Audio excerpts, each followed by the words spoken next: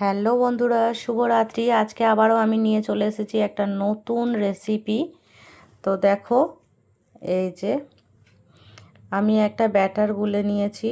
এই যে এখন তাওয়া বসিয়ে দিলাম। এখন এটাকে আমি কিন্তু একটা ধোসার মতন তৈরি করছি। এই আইটেমটার নাম আমি নিজেও জানি না, কিন্তু তবুও ডায়েট রেসিপি হিসাবেই আমি এটাকে খাবো। তো তোমরাও কিন্তু আমার মতন করে বানিয়ে খেতে পারো। এখন তেল ব্রাশ করে নিচ্ছি। আমি গোটা মুগ, যেটা সবুজ কালারের তড়কা হয়, সেই তড়কার কলাইটা এবং কয়েক দানা চাল একসাথে মিক্সিতে পেস্ট করে নিয়েছি। একটা ব্যাটার তৈরি করে নিয়েছি মোট কথা। এই যে এখন এটাকে পাতলা করে ফ্রাই প্যানের মধ্যে একটা গোলা রুটির আকার দিচ্ছি।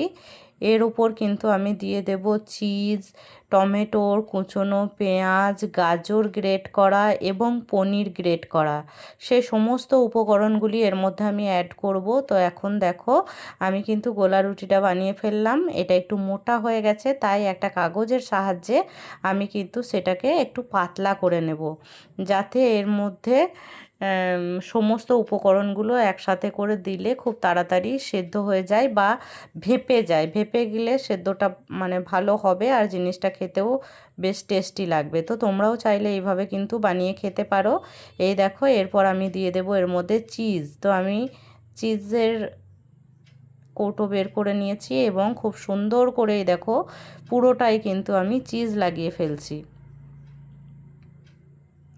তো আমার এই ভিডিওগুলো তোমাদের কেমন লাগে অবশ্যই একটু কমেন্ট করে বলবে। ভালো লাগলে ভিডিওটাকে শেয়ার করে দিও, ঠিক আছে?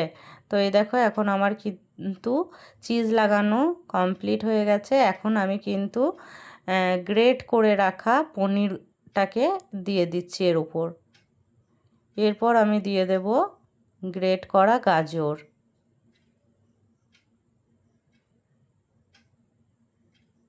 এরপর টমেটোগুলোও দিয়ে দেবো এক এক করে।